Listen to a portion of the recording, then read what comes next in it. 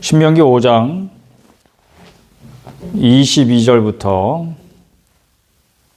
27절까지 같이 한번 읽어보십시다. 다 찾으셨으면 우리 22절부터 같이 한번 읽어보실까요? 22절 다 같이 시작. 여호와께서 이 모든 말씀을 산 위 불 가운데 구름 가운데 흑암 가운데에서 큰 음성으로 너희 총회에 이르신 후에 더 말씀하지 아니하시고 그것을 두 돌판에 서서 내게 주셨느니라. 산이 불에 타며 캄캄한 가운데 있어 나오는 그 소리를 너희가 듣고 너희 지파의 수령과 장로들이 내게 나와 말하되 우리 하나님 여호와께서 그의 영광과 위엄을 우리에게 보이심에 불 가운데에서 나오는 음성을 우리가 들었고 하나님이 사람과 말씀하시되 그 사람이 생존하는 것을 오늘 우리가 보았나이다. 이제 우리가 죽을 까닭이 무엇이니까 이 큰 불이 우리를 삼킬 것이요 만일 우리가 우리 하나님 여호와의 음성을 다시 들으면 죽을 것이라. 육신을 가진 자로서 우리처럼 살아계시는 하나님의 음성이 불 가운데에서 바람을 듣고 생존한 자가 누구니까? 당신은 가까이 나아가서 우리 하나님 여호와께서 하시는 말씀을 다 듣고 우리 하나님 여호와께서 당신에게 이르시는 것을 다 우리에게 전하소서. 우리가 듣고 행하겠나이다 하였느니라. 아멘. 참 볼 때마다 늘 신비하고 신기롭고 정말 귀한 말씀이죠. 오늘 종려주일입니다. 예수님 십자가 지시기 위해서 예루살렘 입성하신 것을 기억하셔야 됩니다. 이번 주는 한 주간 고난 주간이 되겠죠. 여러분 금요일 날은 하루 혹은 최소한 한 끼라도 꼭 금식하시면서 주님의 십자가 지시는 고난에 여러분 마음으로 함께 하심이 더 큰 은혜가 될 줄로 믿습니다. 예수님 그 의미가 자신의 몸과 마음에 아주 정말 리얼하게 느껴지는 그런 고난 주간이 되시면 좋겠습니다. 다음 주일은 부활주일입니다. 부활절 예배 시간에 성찬식이 있습니다. 여러분 온라인 예배 드리시는 분들 특별히 미리 전날 잘 그 상을 준비하셨다가 제 인도 따라서 참여하시면 은혜가 될 줄로 믿습니다. 오늘 말씀 신명기 말씀 여러분 산 위 불 또 구름 흑암 이게 하나님이 영광의 임재를 이스라엘 백성들에게 보여주시는데 형체로 보여주시지 아니하시고 하나님이 거기에 계신다 부인할 수 없도록 온 이스라엘 백성들이 그것을 보고 하나님이 여기 우리와 함께 계시는구나 라는 걸 느끼게 했던 상징들이 뭐라고요? 첫째 불, 구름, 또 흑암, 깜깜한 거예요. 여러분 이게 한꺼번에 나타났어. 세 가지가. 기가 막히지 않습니까? 그러면 그거를 봤으면 여러분은 어떻게 됐겠습니까? 이스라엘 백성들하고 똑같이 큰 두려움에 사로잡혀서 막 다리가 후들후들 떨려서 땅에 엎드렸을 거예요 아마. 그런 광경이죠. 불과 구름과 흑암이 한꺼번에 나타났어요. 그들 눈앞에. 오늘 여러분 하나님이 그런 식으로 여러분 앞에 항상 나타나시면 좋겠습니까? 생활이 제대로 안 되겠죠. 그러니까 이스라엘 백성도 다시는 이런 일이 없도록 주님 그냥 모세라는 선지자를 통해서 우리에게 말씀하시면 우리가 듣겠습니다. 우리가 죽을 것 같습니다. 왜냐하면 불과 구름과 흑암뿐만 아니라 천둥이 울리는 것 같이 큰 음성, 그 이스라엘 백성들이 다 들을 수 있는 사람의 음성을 하나님이 들려주셨던 거예요. 여러분 하나님의 음성을 듣는 삶을 제가 늘 강조하고 가르치고 지금까지 목회하면서 여러분에게 거듭 권면했잖아요. 그걸 이상하게 생각하지 마십시오. 하나님은 이렇게 사람의 음성으로도 우리에게 들려주실 수 있는 분입니다. 그런데 그것을 사람이 감당할 수 없기 때문에 뭘 주신 거예요? 모세를 통해서 뭘 주셨어? 오늘 읽어보니까 22절 마지막 더 말씀하지 아니하시고 왜? 사람들을 배려하시는 거죠. 하나님이 이렇게 계속 말씀하시면 고막이 터질 거예요 아마. 감당할 수 없을 거예요. 그러니까 더 말씀 아니야 쓰고 그것을 어떻게 하셨어요? 두 돌판에 써서 내게 주셨느니라. 이게 지금 신명기는 뭐죠? 모세의 설교인 거예요. 이스라엘 백성들에게 돌아가시기 전에 마지막 설교를 남기신 건데 그때 그랬잖아. 이렇게 옛날을 회상하는 거 40년 전에 시내산에서 십계명을 두 돌판에 새겨주신 그 사건을 설명하고 있는 거예요. 그 모세 혼자 조용히 산에 올라가서 몰래 받아갖고 온 게 아니에요. 온 이스라엘 백성들이 하나님이 그들 가운데 친히 임하신 것을 눈으로 보고 하나님이 이런 분이야 라는 것을 다시는 영원히 잊어버리지 않게 각인시켜 주시고 그 돌판을 주신 거예요. 우리에게는 말씀을 주신 것입니다. 그런 의미예요, 여러분. 오늘 여러분이 그것을 적용하십시오. 그러니까 우리는 하나님의 음성을 어떻게 듣겠습니까? 하나님 말씀을 읽을 때에 돌판을 두 손에 받쳐 드는 것처럼 하나님 말씀을 우리가 읽을 때에 이것이 하나님의 말씀이다 하는 감동을 통해서 우리에게 음성을 들려주시는 것이죠. 물론 지금도 직접 내 귀에 말씀하시는 것처럼 그렇게 들려주실 수 있는 분이십니다. 그걸 지금 이스라엘 백성을 통해서 우리에게 보여주시잖아요. 하나님.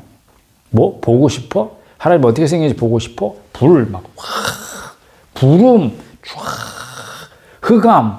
가까이 오면 너희들 다 죽어. 그런 흑암이죠. 깜깜한 흑암 가운데 불도 있고, 구름도 이런 희한한 광경에 감히 누가 거기에, 어이구, 이거 재미난 구경인가 하고 누가 한 걸음이라도 감히 옮기겠습니까? 그런 두려움. 그러니까 하나님께서 형체를 가시지 않으시기 때문에 그런 모습을 통해서 이스라엘에게 하나님 눈으로 보여주시는 거예요. 시청각이 같이 되는 거죠. 그렇지만 형체는 없으신 분이니까 하나님이 제일 싫어하시는 게 뭐예요? 하나님을 어떤 이 세상에 존재하는 어떤 형상으로 만들어서 경배하는 걸 제일 싫어하시는 거예요. 오늘 질투하시는 하나님입니다. 근데 그 질투가 무엇에 대한 질투냐?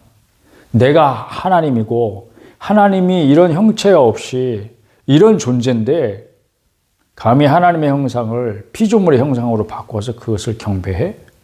그것에 대한 질투인 거죠. 하나님은 소멸하는 분이다. 불이다 그랬습니다. 불. 소멸하는 불이란 뭘 소멸시킨다는 것입니까? 모든 죄악과 불의를 태우는 불이라는 뜻입니다. 그런데 죄악과 불의를 태우면 이 세상에 정말 죄인들이 없어야 되잖아요. 불의한 자들은 다 하나님께서 태워버리시잖아요. 근데 그게 아니고 제일 연약한 사람, 제일 악한 사람, 제일 나쁜 짓 많이 하는 사람, 그런 사람들은 다 어디가 있을 것 같아요? 교도소? 아니, 교회에 있는 것 같아요. 교회. 왜냐면 교회 바깥에 있는 사람들 중에 착하고 좋은 사람들 많잖아요. 훌륭한 사람들 많잖아요. 근데 교회 안에 진짜 말도 안 되는 사람, 흉악한 사람, 죄인, 그런 사람들을 받아주시는 신이기에 기독교 교회에는 이 사회에서 같으면 절대 받아주지 않고 왕따시켰을 그런 죄인들이 모여 있는 거예요. 어때요, 여러분? 그럴듯한 변명 같지 않습니까? 오늘 교회에 바람직하지 않은 모습의 책임을 하나님께 돌리는 것 같은 그런 변명으로 들으시는 분이 있을 수도 있겠지만 우리 그런 생각을 많이 해볼 것 같아요. 저도 그런 생각 해본 것 같은데 한때는 왜 교인들이 저 모양인가? 하나님이 모든 불의를 싫어하시고 죄를 미워하시는 분이시라고 이렇게 성경이 말하고 그렇게 가르침을 받았는데 혹시 교회 다니면서 저렇게 죄를 짓고 그래도 회개할 줄 모르고 자기 합리화나 하고 저렇게 악한 모습을 여전히 보이는데 왜 하나님을 섬긴다는 사람이 좋을 수가 있지? 여러분은 그런 생각 해보신 적 없는지 모르겠어요. 제가 최근에 읽고 있는 책이 미우라 아야코의 자서전인 길은 여기에라고 하는 책인데 그분이 이제 초신자 때 교회에서 사람들이 이렇게 돌아가면서 기도하는 그런 시간이 있는 교회인가 봐요. 자기는 눈을 뜨고 기도하는 사람들을 봤대요. 다들 경건한 모습으로 손을 눈 감고 두 손 모으고 이렇게 막 한마디씩 기도하는데 그 사람들을 쳐다보면서 이 작가가 그런 생각을 했다는 거죠. 과연 그들이 믿는 대로 하나님을 안다면 무서워서 벌벌 떨면서 입을 다물지 않을까? 근데 저 사람들은 이렇게 입을 나불대는 거 보니까 하나님 들으라고 하는 소리 같지 않고 사람들 들으라고 하는 거 아닌가? 이런 생각을 했다는 거죠. 왜냐하면 기독교의 하나님은 성경에도 그렇고 목사님이 가르치시는 것도 그렇고 하나님이 얼마나 하나님을 두려운 마음으로 섬길 수밖에 없는 그런 정말 그 앞에 서면 두 다리가 덜덜덜 떨려서 엎드려 있을 수밖에 없는 그런 하나님이신데 그런 하나님 앞에 기도가 과연 가능한가? 입술도 못 벌릴 것 같은데 그런데 저 사람들은 정말 나불나불대면서 기도도 잘하고 있구나. 저게 과연 하나님한테 기도한다는 것인가? 사람 들으라고 하는 거 아니겠는가? 여러분은 어떻습니까? 공감 가시나요? 신명기를 보면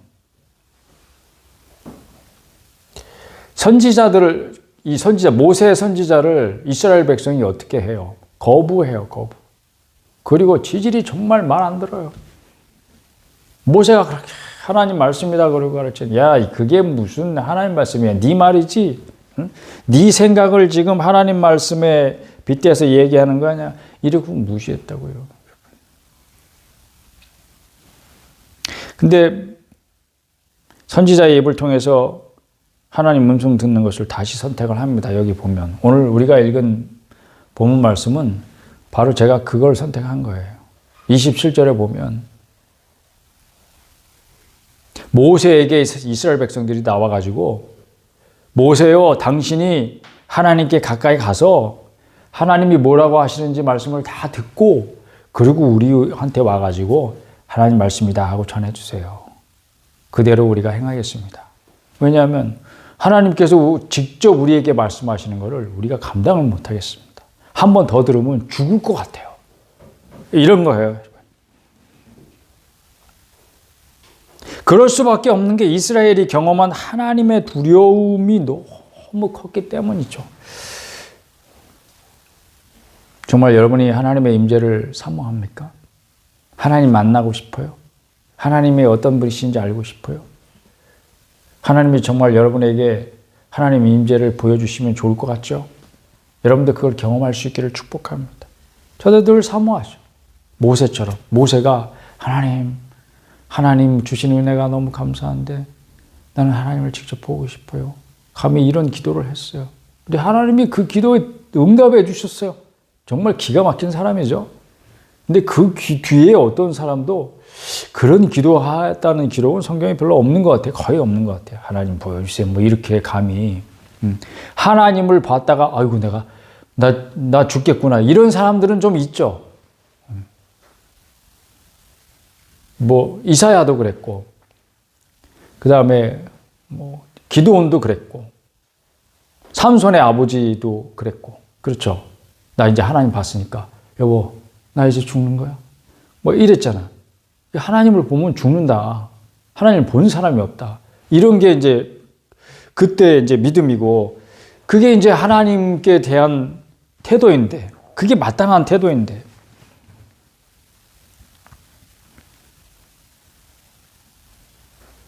사랑하는 여러분, 그럼에도 불구하고 우리는 하나님의 임재의 경험을 사모해야 될 줄로 믿습니다. 지금은 하나님 아닌 것들이 하나님인 척하는 것이 너무 많기 때문에 참 하나님이 어떤 분이신지 우리가 어떤 지식으로 하나님이 어떤 분이신지 자 받아 적으세요. 자 1번 뭐 칠판에 뭐 2번 뭐 이러면서 우리가 지식으로 하나님을 배울 게 아니라 우리가 하나님 어떤 분이신지 친히 경험하고 세상이 뭐라 그래도 내가 믿는 하나님은 이런 분이셔. 나는 만났어. 너 만나봤어? 안 만나봤으면 말하지 마. 이렇게 자기가 확실한 경험이 있어서 어떤 경우에도 흔들리지 않는 그런 믿음을 가져야 될 줄로 믿습니다. 그러기 위해서라도 한번 하나님 우리를 만나 주시기를 간절히 바라고 원하는 것입니다. 여러분들 그런 소원을 가질 수 있기를 바랍니다. 나는 하나님 이미 경험했습니다. 그런 분은 박수 쳐드립니다. 그리고 그 하나님을 끝까지 붙드시고 의지하시고 믿음으로 승리할 수 있기를 축복합니다. 그리고 그 하나님을 열심을 다해서 전하는 거죠. 그리고 정성을 다해서 섬기는 거죠. 그게 뭐라고? 충성. 끝까지 견디는 것이고 끝까지 하나님을 부인하지 않는 것입니다. 삶으로 말이죠. 하나님이 무언가를 원한다 이렇게 말씀하실 때 왜?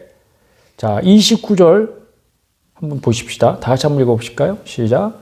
다만 그들이 항상 이 같은 마음을 품어 나를 경외하며 내 모든 명령을 지켜서 그들과 그 자손이 영원히 복받기를 원하노라. 모세가 들은 하나님의 말씀이에요. 이렇게 전하는 거예요. 하나님이 이렇게 말씀하셨대. 그래? 그들이 그렇게 나를 두려워한다고? 좋아. 항상 그런데 이 같은 마음을 품어서 그 두려워하는 마음을 계속 잃어버리지 않고 나를 경외하면서 내가 내린 모든 명령을 잘 지켜서 어떻게? 그들 자신과 그들의 자손이 영원히 복받기를 원하노라 하면 우리는 뭐 해야 돼? 아멘 해야죠. 이게 하나님의 그렇게 원하신다니까. 그런데 하나님이 뭘 원한다 그랬을 때 뭐 사람이 하나님의 뜻을 행하는데 이렇게 할 수도 있고 저렇게 할 수 있다는 것인가? 자유의지를 허락하셨다는 것인가? 복과 화, 행복과 불행, 그것을 사람이 선택할 수 있다는 뜻인가? 과연 그럴 것 같습니까, 여러분? 하나님은 우리가 알기로 하나님은 원하는 것을 반드시 그대로 행하시는 분이에요. 그러니까 원한다. 우리는 뭘 원해 그런다고 그걸 다 이루지는 않아요. 못해요. 우리의 능력이 한계가 있으니까. 그러나 하나님은 원하시는 것이 있으면 하나님이 반드시 그대로 이루시는 분인데 왜 이렇게 표현하셨을까 이거죠. 그것은 저는 이렇게 믿습니다. 우리가 그리스도의 심판대 앞에 다 설 건데 그리스도의 심판대는 뭐 하는 곳이라고? 자기가 행한 대로 거기서 판결을 받는 곳이다 그랬어요. 평생 행한 것을 따라서 판결을 받을 때에 분명히 이제 알게 될 거예요. 근데 거기서 어떤 것을 선택하고 행동하는지 하나님께서 이렇게 지켜보는 분이라고 성경은 말하고 있잖아요. 그렇죠? 그러면 그거는 하나님이 무능한 하나님이지. 우리 아빠, 엄마는 자식들에게 뭔가를 원하는 게 있어요. 그럼 그걸 이제 말을 하죠. 그렇지만 자식들이 그것을 그대로 따라서 행하는지 안 하는지 그걸 어떻게 할 수 있는 능력이 없어요. 그냥 지켜보는 것 뿐이죠. 그러나 하나님 아버지가 과연 그런 분이냐고. 가만히 지켜보는 분이 아니에요. 행동하시는 분이십니다. 일하시는 분이십니다. 그거를 성경이 말하고 있어요. 우리가 분명히 그것을 알아야 될 줄로 믿습니다. 그러면 이게 원한다 하는 것은 무슨 말입니까? 영원히 변경할 수 없는 판결이 그리스도의 심판대 앞에서 딱 이루어질 때 그때 자기의 행한 것을 보는 거죠. 그래서 그들이 어떤 판결을 어떤 언도를 받더라도 반박할 수 없도록 미리 말씀하시는 거예요. 저주의 형벌을 받게 된 자들도 자신이 행한 일을 보면서 그래요. 주님의 판결이 맞습니다. 마땅합니다. 그러면서 자기 얼굴을 가리면서 지옥으로 자기 발로 걸어가게 될 거예요. 왜? 그 판결이 자기가 행한 것을 볼 때는 정당하다는 것을 인정하고 입을 다물 수밖에 없게 될 테니까. 상을 받는 자들은 또 반대로 어떨까요, 여러분? 내가 행한 일을 볼 때 나는 아무것도 아닌데 그냥 물 한 그릇 떠들였을 뿐인데 지나가는 나그네에게. 그런데 주어진 상은 너무나 과분해서 그게 내가 이렇게 큰 감당할 수 없는 하나님의 긍휼하신 은혜를 입는구나 하고 그 하나님의 은혜에 그저 감사하고 입을 다물 수밖에 없는 것이죠. 그런 뜻입니다, 여러분. 칼빈 선생도 하나님은 공평하게도 모든 사람을 생명으로 초청하시지만 오직 은밀한 영감으로 택함을 받은 사람들이 그의 긍휼을 받아들이게 하신다.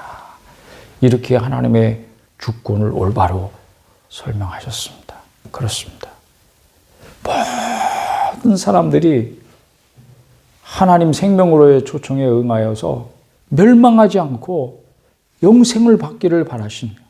그러나 오직 택자들만이, 택함을 받은 사람들만이 그 생명의 초청에 예하고 응답하여서 하나님의 초청에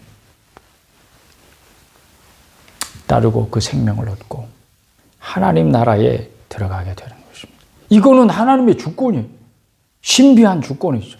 누가 과연 택함을 받은 사람인가? 누가 과연 믿고 멸망하지 않고 영생을 받을 사람인가? 아무도 모르죠. 아무도 모릅니다.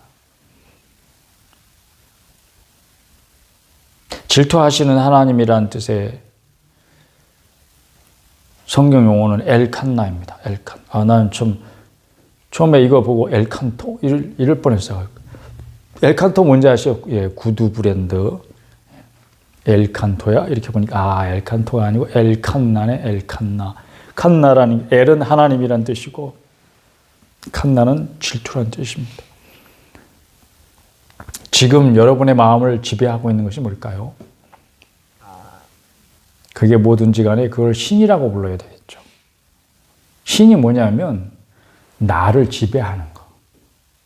내 마음을 지배하고 있는 거. 그게 신이에요. 그러면 그 신에게 여러분은 무엇입니까? 그 신을 섬기는 노예죠, 노예. 여러분들이 무엇을 섬기든지 그것의 종이요, 노예예요. 성경에 그렇게 말씀하고 있잖아요.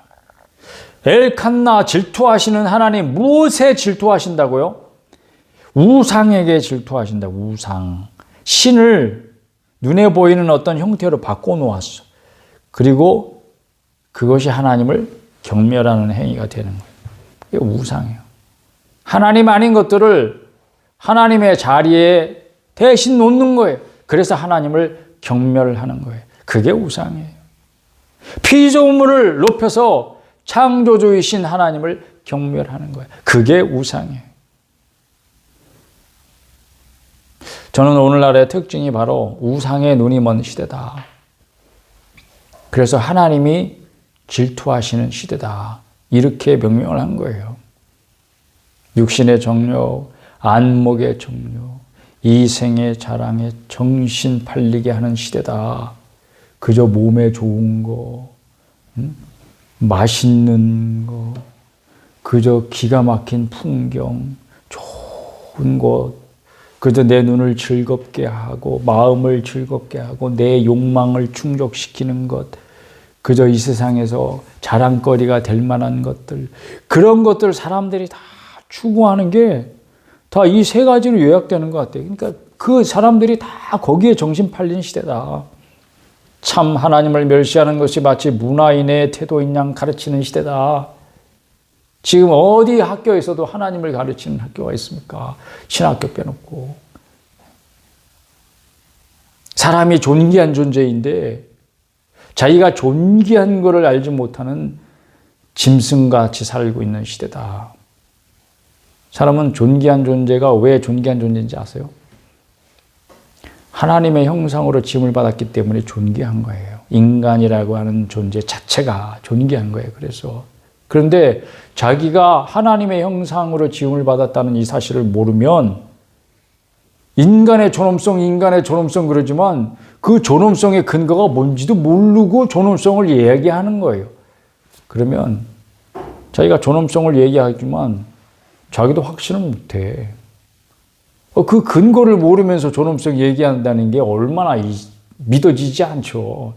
그러니까 존귀하나 짐승과 다를 바 없는 삶을 살아가고 있는 시대다. 우리 부모님은요, 자식들이요, 지혜로운 사람 되기를 기도하셨어요. 네? 앞에 있고 뒤에 있지 않게 해달라고. 또 머리가 되고 꼬리가 되지 않게 해달라고. 그렇게 기도하셨어요. 근데 여기서 지혜가 무엇인가? 그래서 하나님을 두려워할 마음이다. 하나님을 두려워하는 가운데 악을 떠나는 것이 지혜래요. 근데 왜 지혜로운 자가 되기를 기도하셨을까? 생명을 얻고 멸망하지 않고 영생을 얻고 복 있는 사람, 영원히 복 받는 사람 되기를 바라서일 것이다 하는 거죠. 저 또한 제 자식들이 지혜로운 사람 되기를 기도합니다. 그건 뭐 지혜롭지 못할 때 그 삶이 불행하게 될 것을 뻔히 알기 때문에 더 그런 거죠. 이게 뭐 내 자식만의 문제겠는가?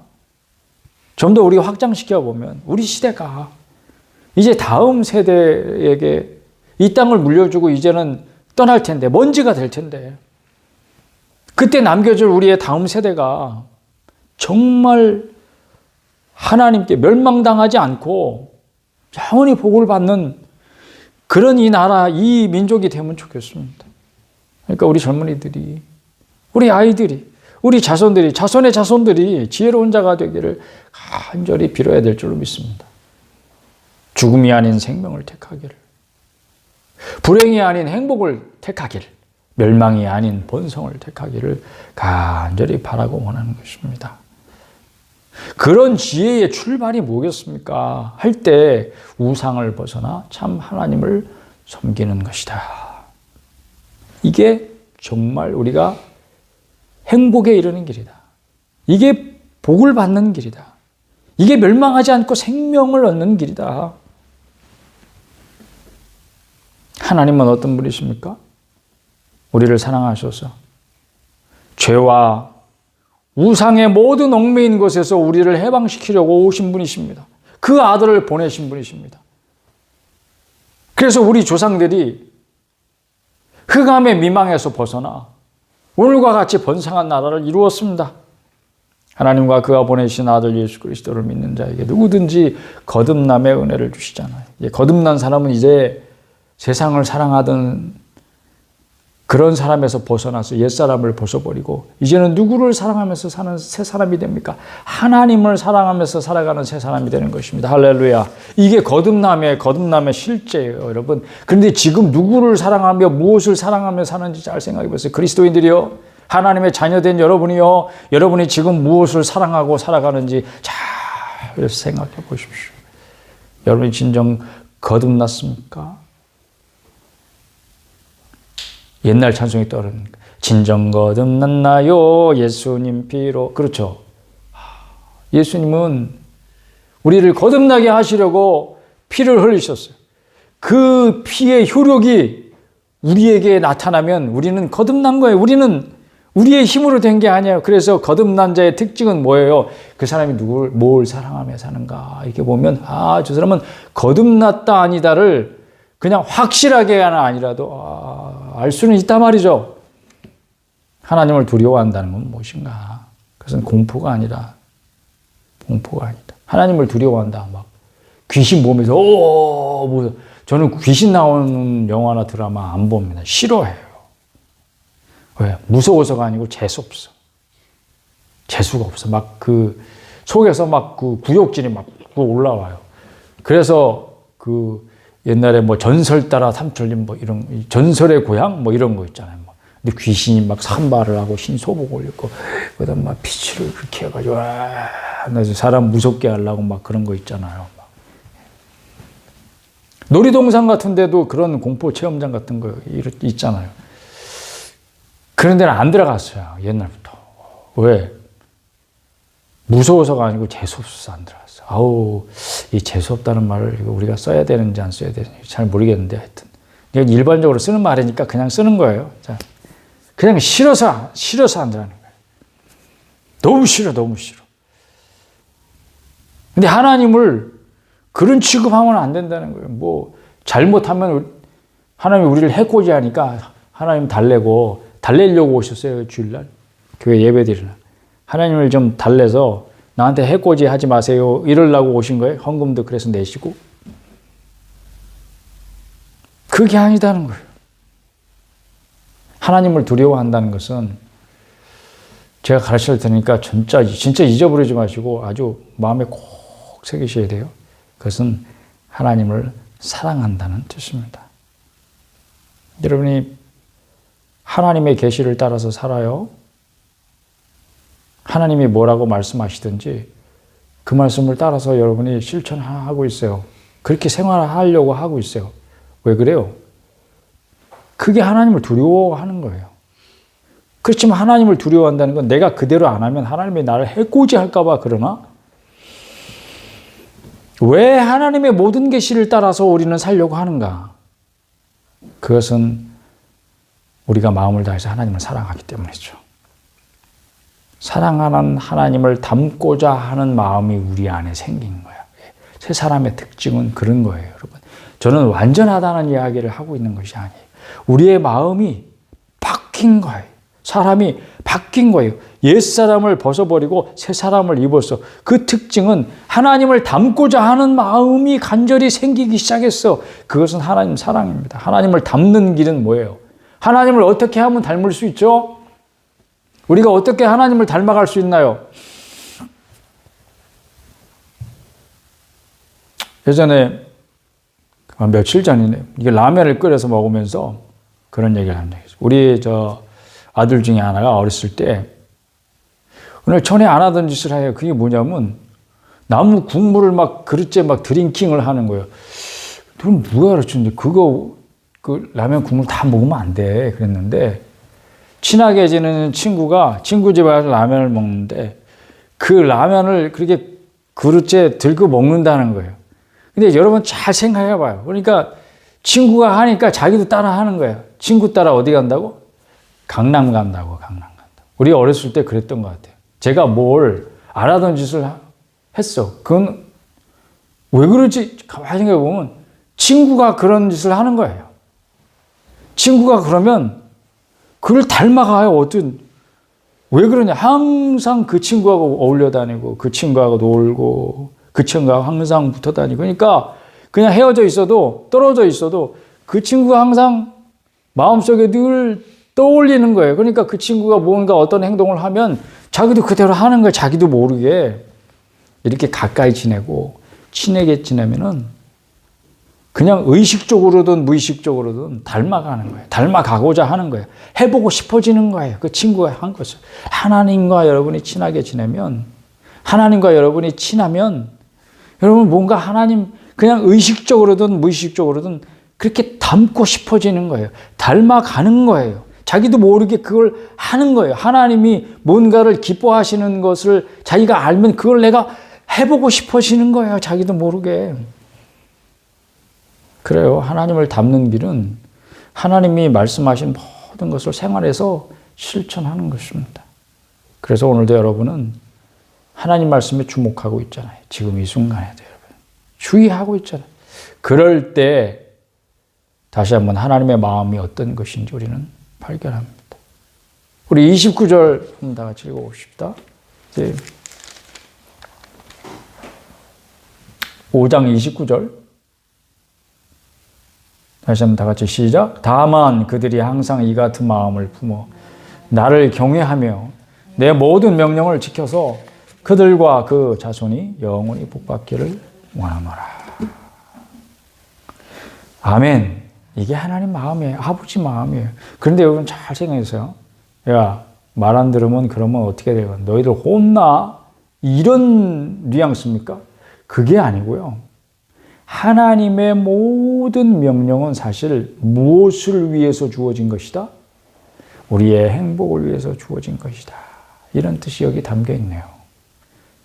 그 명령은 왜 주셨는가? 그 명령을 받은 사람들과 그 사람뿐만이 아니라 그 사람 때문에 그 자손까지 영원히 복을 받을 수 있도록 하기 위해서 하나님이 그 명령을 주신 것이다. 이런 뜻이에요, 여러분.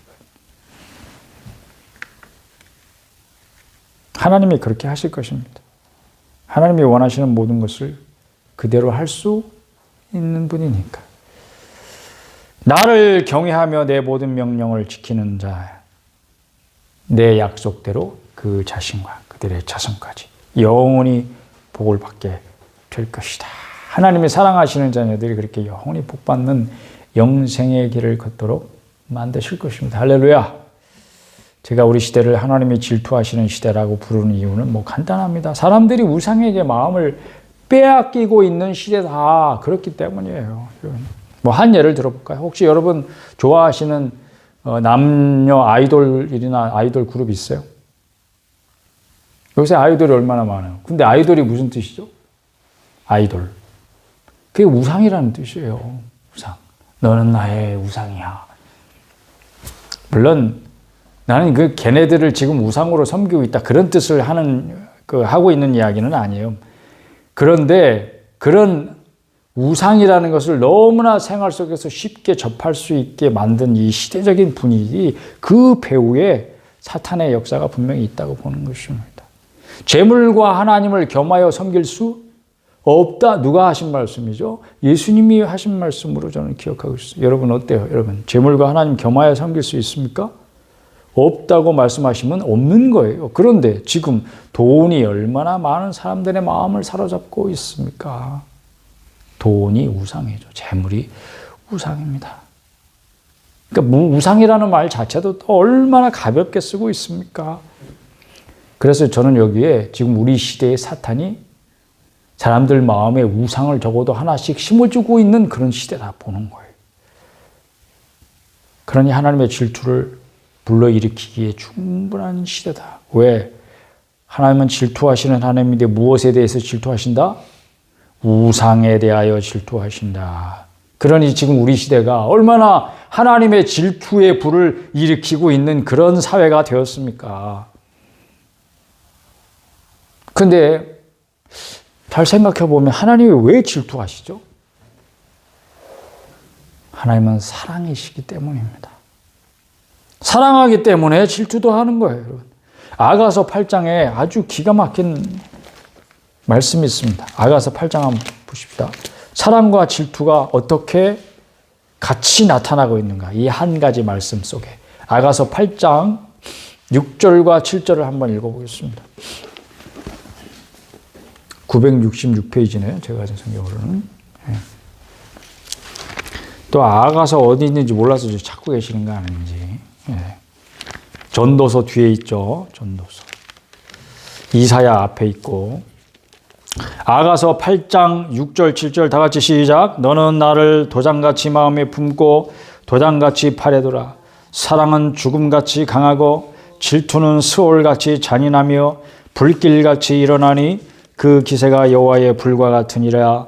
많은 물도 이 사랑을 끄지 못하겠고 홍수라도 삼키지 못하나니 사람이 그의 온 가산을 다 주고 사랑과 바꾸려 할지라도 오히려 멸시를 받으리라. 아멘. 하나님이 여러분을 얼마나 사랑하시는가. 질투하시도록 사랑하신다. 사랑은 죽음같이 강하고 질투는 스올같이 잔인하며 불길같이 일어나니. 저는 질투하시는 하나님에 대해서 이보다 더 적절한 표현을 찾지 못하겠어요. 여러분은 하나님 사랑받는 자녀입니까? 믿습니까? 아니면 우상에게 눈을 돌려서 하나님의 질투의 불을 일으키고 있습니까? 그 불은 무슨 불이라고요? 소멸하는 불. 여러분은 그 누구도 불을 감당할 수 없습니다. 그 하나님의 불을 감히 누가 감당하겠습니까? 그러니 하나님의 질투의 불이 이미 우리 사회에 붙었는지도 몰라요. 이 대한민국에 붙었는지도 몰라요. 그럼 그 불을 누가 감히 끌 수 있겠습니까? 아무도 끌 수 없습니다. 하나님의 뜻하신 바를 이루실 때까지 그 불은 꺼지지 않을 것입니다. 그러나 그 속에서 하나님의 자녀들이 이 시대의 정신과는 반대되는 반대 정신을 가지고 신앙의 승리해야 될 줄로 믿습니다.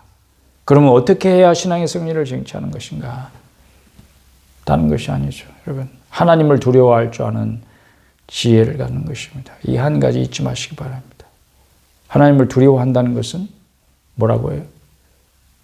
다시 한 번 말씀드립니다. 하나님을 마음을 다해서 사랑하는 것입니다. 좌우로 치우치지 않고 하나님을 사랑하는 자는 하나님을 닮고 싶어하고 하나님을 닮기 원하는 자는 의식적으로든지 무의식적으로든지 하나님 말씀하신 것을 그대로 행하려고 합니다. 하나님을 닮고 싶어합니다. 하나님이 하시는 대로 나도 하고 싶어합니다. 왼쪽으로든지 오른쪽으로든지 벗어나지 마시고 하나님께서 명령하신 모든 도를 행하는데 여러분 마음을 기울이시길 바랍니다. 정성을 다해서 하나님 말씀대로 행하고자 여러분이 충성된 마음을 하나님께로 보일 때 우리 30절 다 같이 한번 읽어봅시다. 30절. 다시 가야 되겠네. 신명기 몇 장? 5장. 신명기 5장입니까, 여러분?